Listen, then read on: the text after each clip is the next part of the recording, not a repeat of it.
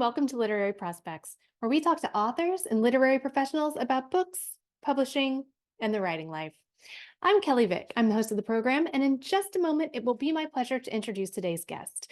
But first, a reminder that if you like what you hear, please do take a moment to subscribe. It helps us out, and you can make sure you never miss an episode. Also, we've opened a Literary Prospects shop, so if you're looking for bookish shirts, totes, and gifts, please check that out at literaryprospects.etsy.com. And to grab books featured on the podcast and check out more curated book lists, you can visit the Literary Prospects bookstore on bookshop.org. We'll leave all those links below in the show notes. And now, let's introduce today's guest.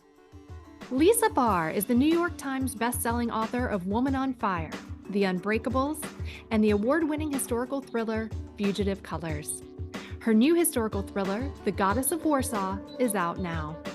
Lisa served as an editor for the Jerusalem Post, managing editor of today's Chicago Woman and Moment magazine, and as an editor and reporter for the Chicago Sun-Times. She's appeared on Good Morning America and Today for her work as an author, journalist, and blogger. Lisa lives in the Chicago area with her husband and 3 daughters. Lisa Barr, thank you so much for joining, and congratulations on the latest novel, The Goddess of Warsaw. Author Liv Constantine says The Goddess of Warsaw is a transformative and immersive story so powerful and captivating that I could not put it down. Rarely does a protagonist leap off the page and win over the heart like the unforgettable Bina Blonsky. Truly one of the best books I've read. In a starred review, Publishers Weekly says the moving latest from Barr, chillingly realistic, raising the novel's emotional stakes to excruciating heights. The Washington Post says with strong female characters and telling historical details, Barr's powerful novel of Bina's evolution to Golden Age movie star will resonate with historical fiction fans. The Today Show says Barr writes the best heroines. You will be rooting for Bina, and you will be guessing until the last page. And one more. Author Danielle Trissoni says Lisa Barr's The Goddess of Warsaw is a riveting, heartbreaking story of survival and vengeance. This brilliantly executed excavation of one woman's quest to overcome crimes of the past is an absolute must read. First of all, you're hired. You're hired. This is just, thank you for making my day, honestly. Well, I could go on, but I want to be able to hear from you. So what can you tell us about this latest one about the Goddess of Warsaw? Okay, so crazily, I feel like this is the book that I was meant to write. I threw in the whole kitchen sink. It's history and suspense and passion and risky pursuits and revenge and of course strong, fiery women. So I loved writing this book. Obviously, it took a lot of research and blood and guts, but this is a really eerily relevant book for the time. So I started researching and writing this book over 2 years ago. And, the book captures a part of history that was 81 years ago, and it's very, very relevant today. So it's about a woman who was, an actress back in Warsaw, young in her early 20s, and she is forced to become, due to the war, being Jewish, put into a ghetto, and she's forced to survive. So it's her story of, a woman who becomes an actress, an assassin, and an avenger. And so I tried to combine one of the darkest chapters of history with a Hollywood twist. So it's very suspenseful, and I really enjoyed writing this book. What was the spark that started this one for you? So 3 out of my 4 books have a World War II Holocaust theme to them. My others have to do with Nazi looted art. And as a daughter of a Holocaust survivor, I love stories, or I should say, I embrace stories that are women who have to fight against all odds and they're faced with a choice, sink or swim. And I always choose swim, but the road is not an easy one. And so this part of history, the Warsaw Ghetto Uprising, is probably the most important revolt in Jewish history during World War II. And so I literally jumped on this because it has almost built in all the elements that I love to read and write, which is suspense and again, resilience, and there's revenge in it. But ultimately, it's a harrowing tale, and yet it's triumphant. So for me, that has all the goods that I think is an important story, but also makes it a page turner. Yeah. How many of the people in this story are based on real historical people? So, Bina or Lena Browning, the Mhm. actress with her past as Bina Blonsky, she's a composite of a lot of the women, sort of the unsung heroes of World War II, Mhm. and, who really did, survival is not a simple matter. It's ordinary people doing extraordinary things. So she is a composite of various resistance fighters that I read about, slash with those who say didn't look quote typically Jewish, and she was blonde and blue-eyed and very Aryan, and there's quotes around that looking. Mhm. And so she was able to blend in and smuggle food and medicine back into the ghetto, as well as um, uh, uh, do other things, that took it to the next level because she kind of was able to blend in. So she was a composite. Bina, there's various characters in the book who are definitely based on real life heroes or real life events. There are probably 10 different events that are real, but that I fictionalized or that I was inspired by to put in the book. So I like to mix it up. I don't like to shove history down someone's throat, but if someone could read the book and really have a strong takeaway for the history, then I've done my job. Yeah, yeah, the emotional The takeaway. emotional and the actual Yeah. historical events that took place. Yeah. Your characters are so vivid. We heard in the reviews earlier, Barr writes the best heroines. How do these characters come to life for you? Are you seeing and hearing them clearly in your head first, or do they sort of come forth through the process of writing? It's an excellent question because I think, as authors, and I'm sure you've talked to many authors, but we're sort of one foot in this world and Mhm. one foot in another world. So I would dream about my characters, and particularly Bina. I dreamt about her. I was also in my own life a young reporter that took on various difficult assignments, and so I have that fearlessness inside of me. Of course, much more before I had kids, and now I worry about everything. But back in the day, when I was young and I was a reporter in the Middle East, I would take on any assignment assigned to me and would, sort of had to put my fears aside and jump in. So I gave her a lot of that side of me. Mhm. Um, and so my characters, before I start the process of writing, I would create almost a dossier of each of my characters. So I know exactly what they think, what they like, even what their scent is. I go deep Mm, so that I wow. feel them, I can smell them. I like to put all the senses in on each character. Mhm. And of course, having been an investigative reporter in my training, I very much dig deep and do all my research. And while doing research, lots of interesting factoids, come up and and that's the stuff that gets me going. I'm like, yes, she needs that, or he needs that, or this scene needs that. And Mhm. so, those kinds of things happen in the development of a character. So it's not any one thing. A very long-winded way of answering your question. It's a composite of a lot of things I that take love the long-winded, by the way. Okay. Yeah. Maybe we should have had a drink while we were Yeah. having this. Next time for sure. Next time, it's on.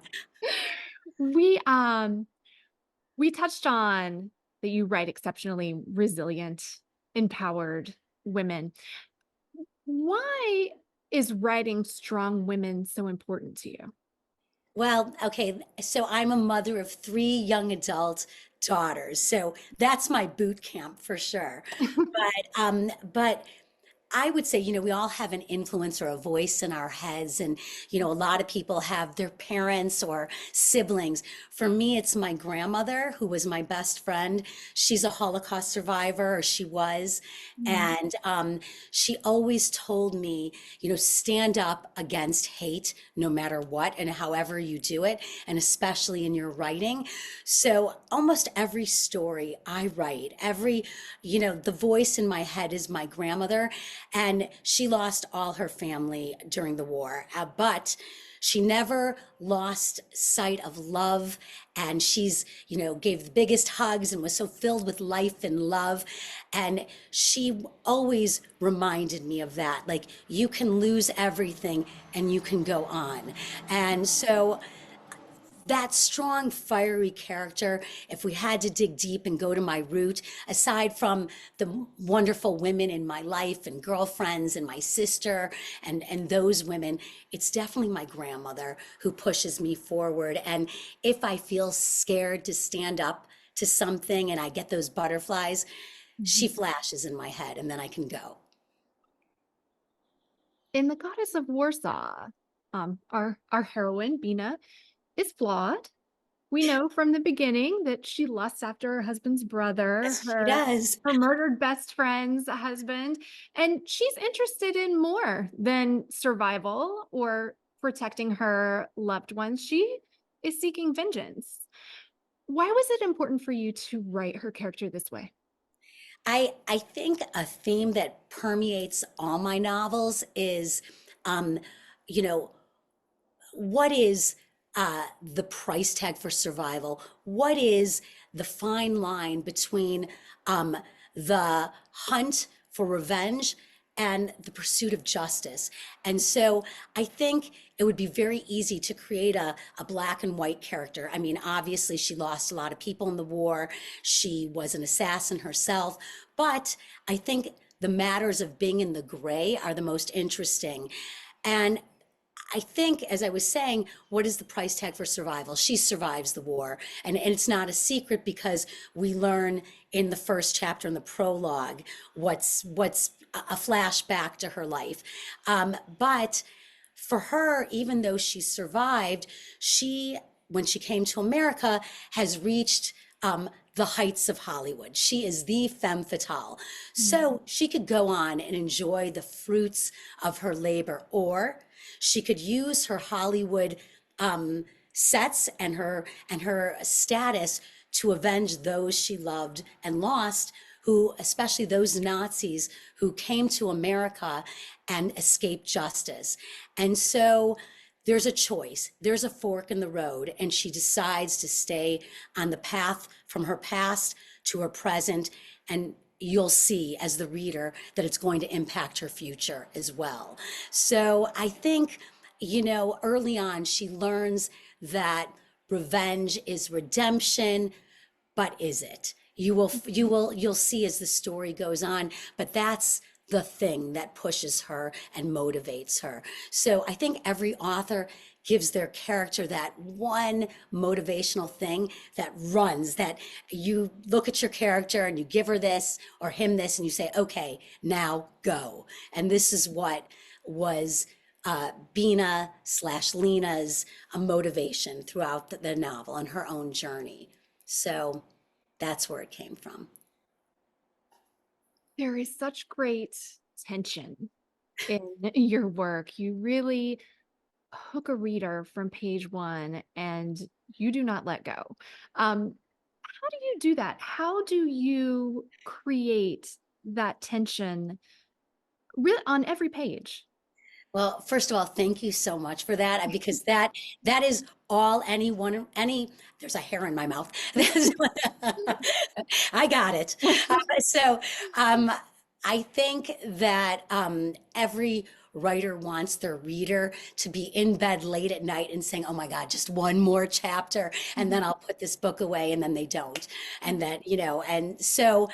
I think my background as a journalist, I was a reporter and an editor and an investigative journalist for 30 years. And I think my boot camp was learning the who, what, where, when, why, and how to put that on a page and leave a cliffhanger. So, I always say it's a blessing and a curse to have a very strong journalistic background. But I think that very thing is that I know how to leave a reader wanting more, just when to cut it off, just when to say, okay, enough, get out, jump out of this chapter. And I think it's really having a hardcore journalistic background that allows me to give the reader that little gift of suspense.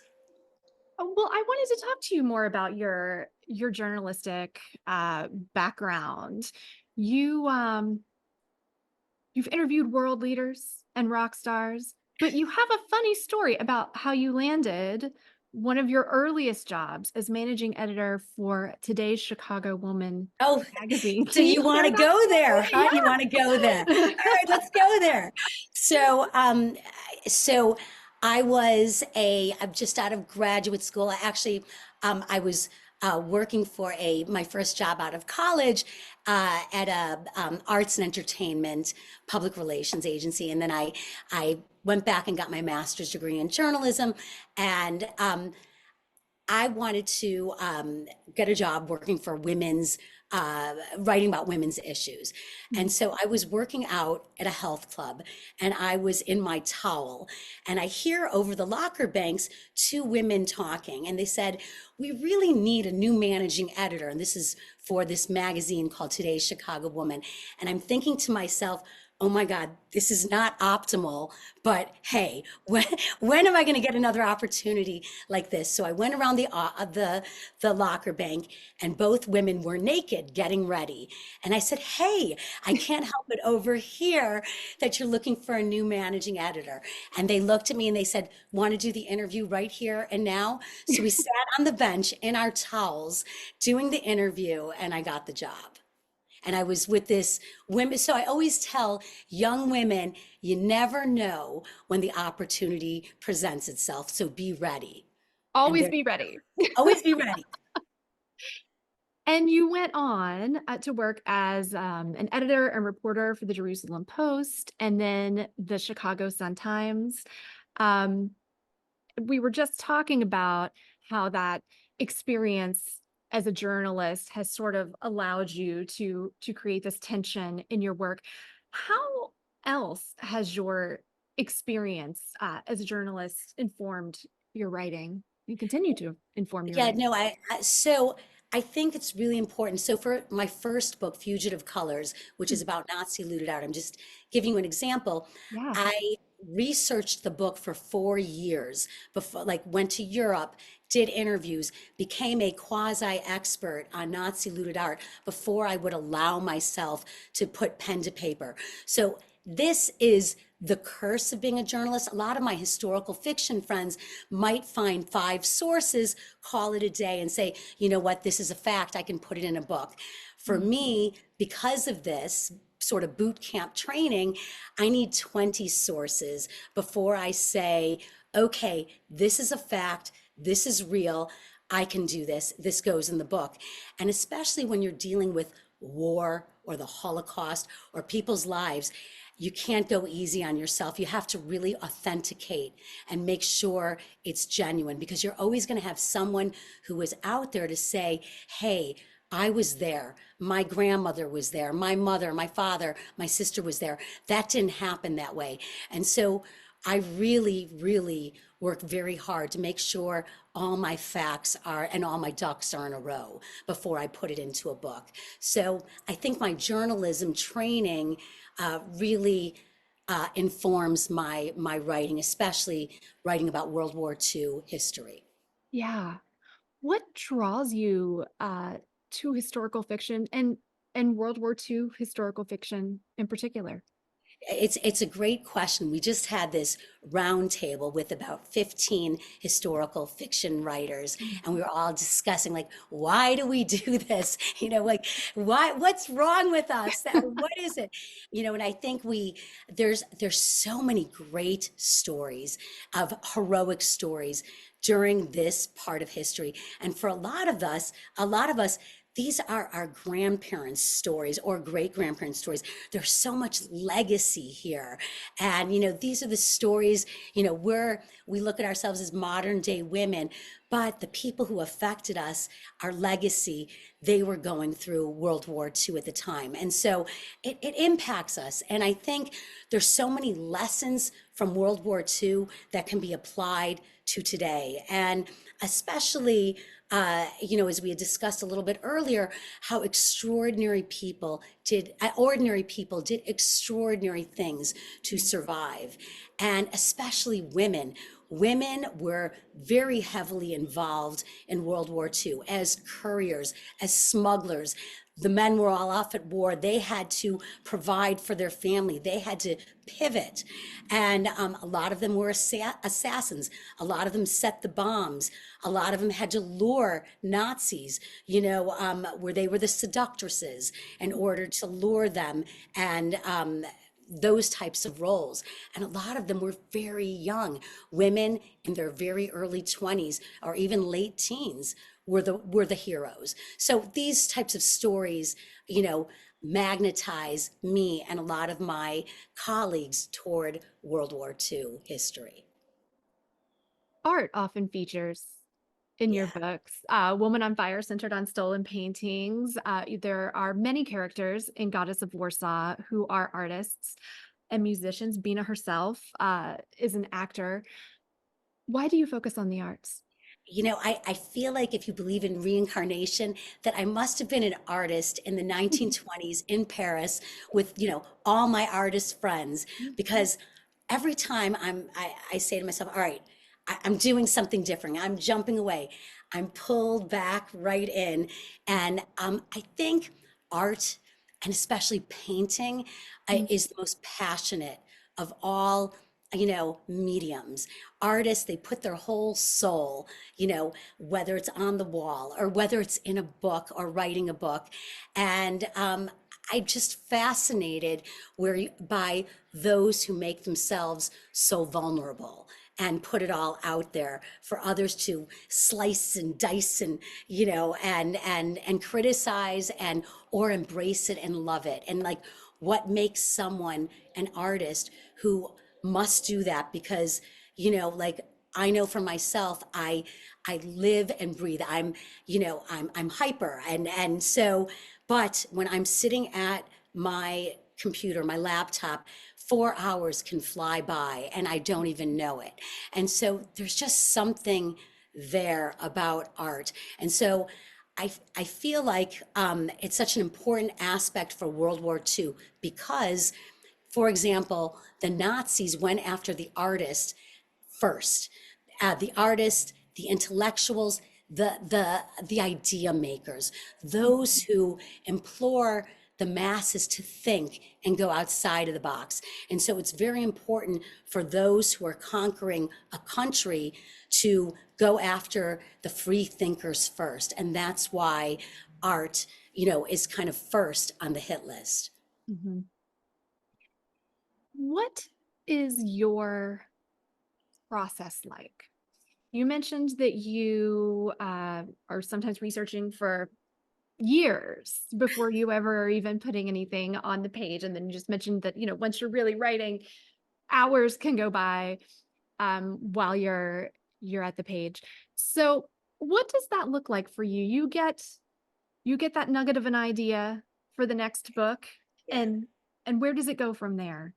So usually my idea for the next book, because I'm a journalist, it's always like a news story or a news background or something like a news nugget, something real that happened in history. And I know a lot of people, writers are always asked, are they plotters or pantsers? Do they plot everything or do they fly by the seat of their pants? Yeah. So I'm a hybrid. And so if you came to my house during this process, you would think some sort of mad woman lives here.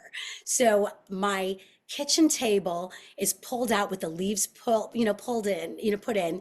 My dining room table, and head to toe are note cards and sticky notes and colors and all these different things. So for about 2 weeks after I've done the research, and that could usually takes about 6 months, Mm. um, I put things, the highlights on note cards and all over. And so my family's relegated to the TV area, at that coffee table, and I study my two tables filled with history for a few weeks. And then it's in my head.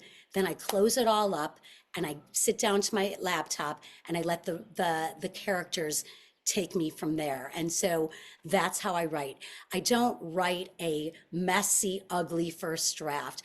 Each chapter for me has to be in really great shape. So my first draft is probably like another author's third draft by the time I finish it. So it takes me longer.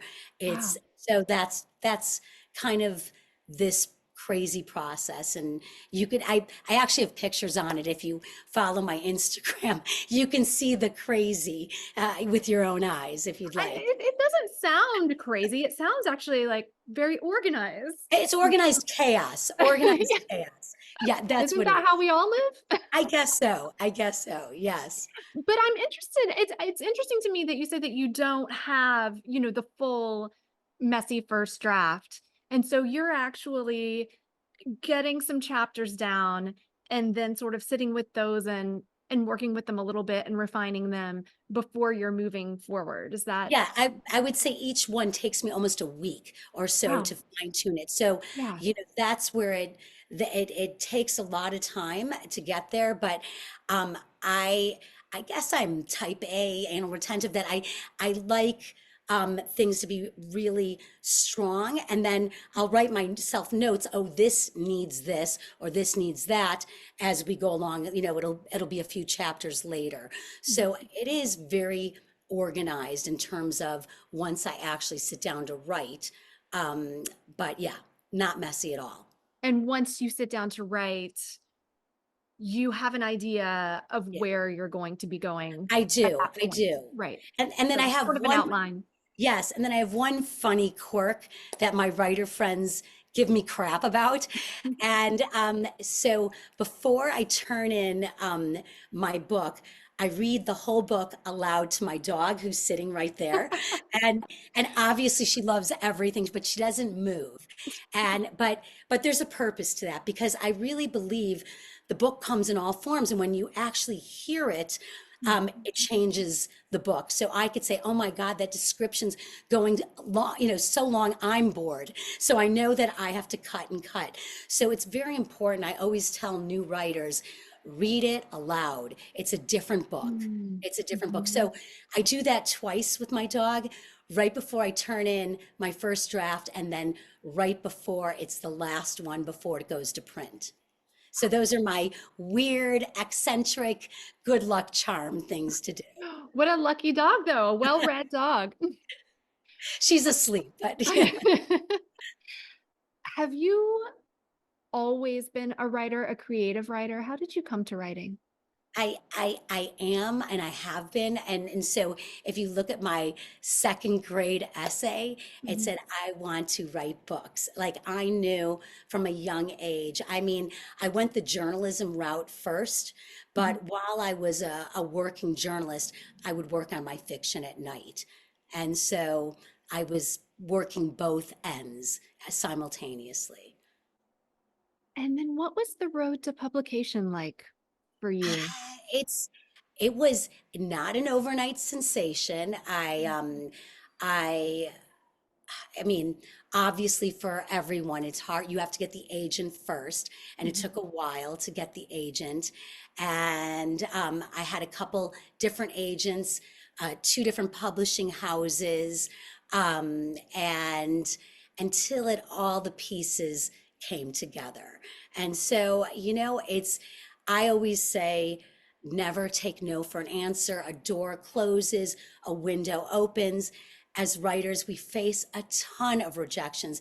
I remember interviewing Scott Turow in my role as a journalist, Mhm. and he said that he literally wallpapered his wall with rejections from his first book.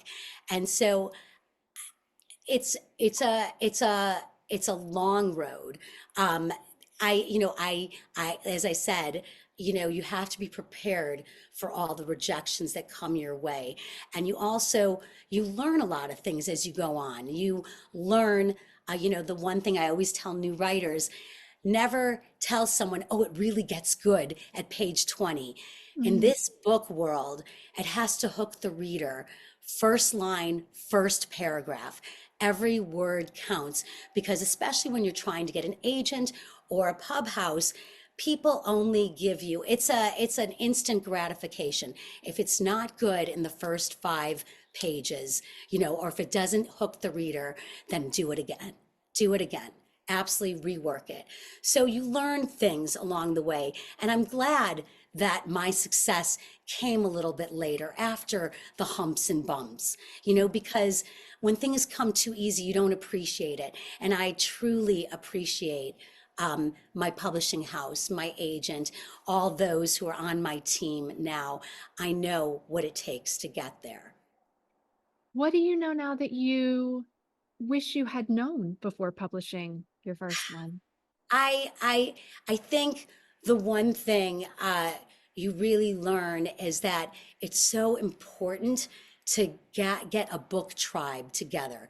Get Writing Mhm. can be the loneliest business in the world. I mean, I spend all of my time with my book. I work from a cafe because I like to have that noise circulating me.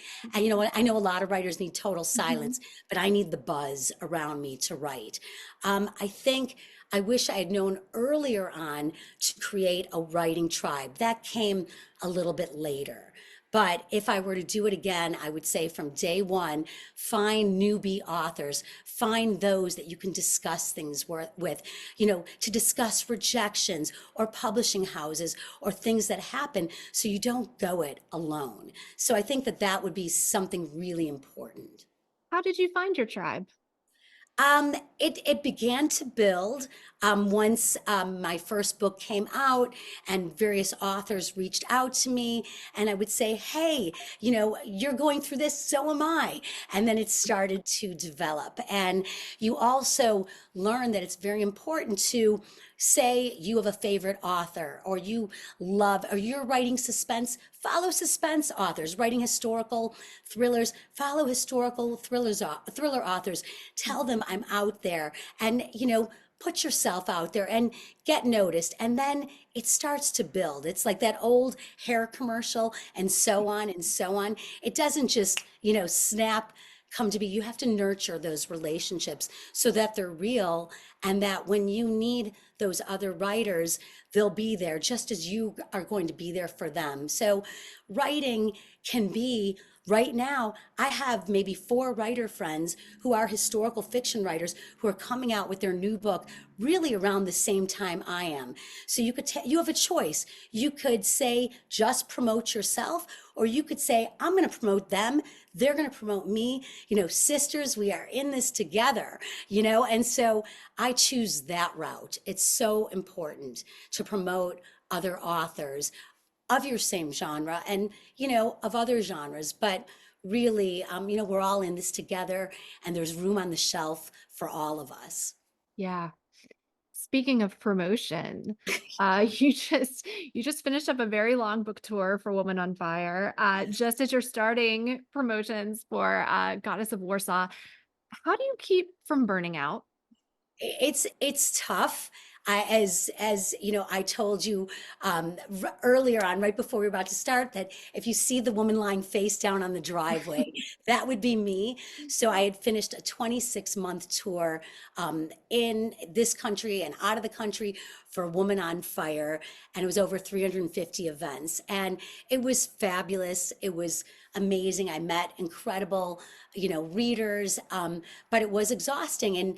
And I do have three daughters and a family and a husband and a dog and life stuff that you have to find balance. And some days I do it and I'm like, I got this. On other days I'm like, who am I? You go through those moments. Um, I am just trying this time around to pace myself and just to take it day by day. And I'm excited about this new tour, but it's going to be extensive and it's going to be busy. And, I've got to make sure I'm doing my yoga, which I do, 4 or 5 times a week, and take walks and find some downtime amid all the crazy. It's important. And what is your, well, or maybe it's not daily, but what is your writing routine like? Well, now in the midst of all of this, because it seems like you're sort of in this perpetual touring as well. Yeah. So how do you get that writing in? So I'm a morning person and I get up really super early around, 5:30, a quarter to six, Mhm, so mhm. that I take an hour just to drink coffee, catch up on my social media, to meditate and be in a situation or a time zone that no one's going to bother me. And that's my family, everyone.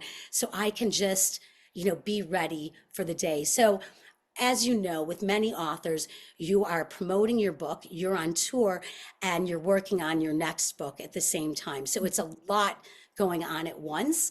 Um, I I'm a morning person, so I do most of my hardcore writing in the early part of the day. I take a break and I usually do yoga or I go bike riding or I whatever I have to do for an hour. And then I work the rest of the afternoon and I work 7 days a week all year long. And, I find obviously if there's vacation time or things like that built in, but, writing is a full-time gig and the demands are extensive. But I try to be, especially for my girls and my kids, full time whenever they need me.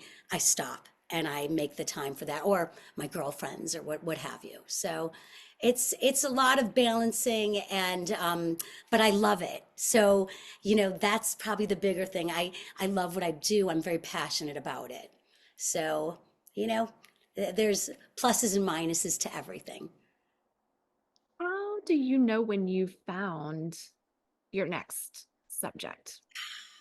I get this weird thing that happens. Like this might sound very super, super corny, but I literally feel like I'll get like the hair on my arms will rise. I will feel my blood moving through my body, and I'll be like, oh my God, this is it. This is the story. You know, you have this like a shock moment, and that I need to explore this. I need to take this a step further. And then I could be doing something and the characters start developing in my head for this new story. And then I'll know, hey, this is the one. I got to go with this and I got to go hard on this. What's your favorite piece of advice for early career writers? Favorite piece of advice forever for early career. You know, it comes back to the rejections because uh, you know oddly, like actresses, writers are the most sensitive people in the world. Like, we put our blood and guts out there. It's not like, we're selling peanut butter. It's like we're selling our books, the our souls, what we're writing and what we're feeling. And a lot of times we write what we know. um, you have to love this. You have to feel this. You have to really know that there's going to be a lot of no's before there's a yes. And if you could withstand that and just stay strong with your feet to the ground, you can do this. If you can't, don't go in this business, because it's not for the faint of heart. It's not, it can really hurt sometimes, Mm. those rejections, and make you feel bad about yourself. So you have to just know that if you love to write, um, that this comes with the territory, but also to write what you love, because you are going to be with this book through a year, say, of writing it, a year of going through the editing process, and then usually a year to 2 years promoting it. So you better love your characters. You better love your storyline. You better love talking about this, because you're going to have to do this, especially if it's successful, a Mhm. lot. And so, that is so important. Write what you love, what you're interested in, and that passion will show in your work. I love that. Traditional last question. Yes, yes. When The Goddess of Warsaw is made into a movie or series, what do you think the theme song should be? Oh my gosh. Okay. Um, the theme song for the Goddess of Warsaw. It's so funny because I'm putting together this little Instagram mini series right now with each of the four characters, each of the four badass characters. So we're picking out the music right now. Oh, So wow. it's like, so this is funny. So we're going with something by Pink, something by Melissa Etheridge, Sheryl Crow, Mhm. women, strong female, singers, and we're in the middle of picking it out right now. Uh, there's the Melissa Etheridge song, "Somebody Bring Me Some Water," or is like, there's a lot of songs that I'm putting together. I'm not sure if there's any one song, but any sort of empower, like "I Will Survive" songs, Gloria Gaynor type of "I Will Survive." I'm a big '70s disco person. I love Mhm. that. But I think this book reflects a badass, fearless, unapologetic woman who is, going to take it to the edge. And that's the kind of music that I think represents this book. And I'd love to see that happen. I'm going to put together a playlist. I'm going to send it to you. Great, great. I'll link to it. Lisa Barr, thank you so much for joining. It's been a pleasure talking to you. And thank you for this interview and such thoughtful, and thought-provoking questions. And thanks for all that you do for books and for authors. It means so much. So thanks so much. Thanks for joining us on Literary Prospects. If you liked what you heard, please subscribe and leave us a review. We'll see you next time.